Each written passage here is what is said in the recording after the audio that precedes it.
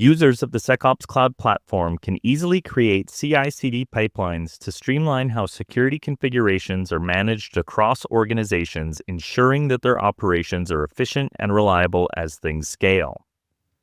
So to recap where we are in this video series, we have our master root account set up and we have 3 example tenants or organizations created.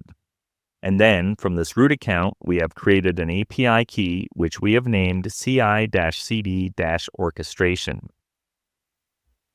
If we take a look at the demo repo, we have 2 areas of interest. There are the configurations themselves. This is the infrastructure as code we've already looked at, where everything about the organization from detection rules to integrations are captured in a clear, editable format. And the other area is the automation pipeline, which is the subject of this video. This example uses GitHub workflows. In our example repo, these sample files can be found in .github/workflows. In this folder, we have 2 files, deploy.yaml and dryrun.yaml. This is a very simple example of how you can structure things, but ultimately the way this works is up to you. Dryrun.yaml is set up to run on the completion of a pull request.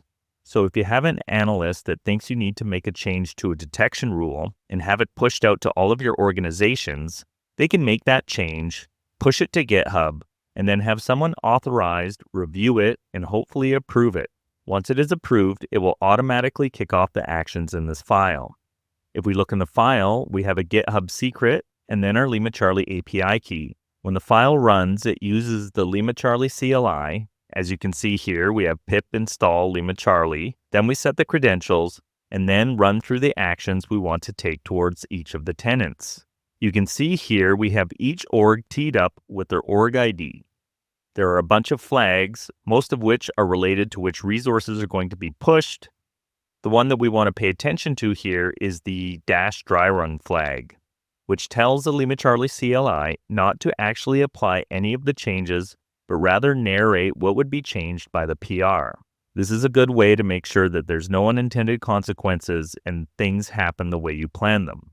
And then the deploy.yaml does the exact same thing, but without the dryrun flag, which means running it will push it live into production.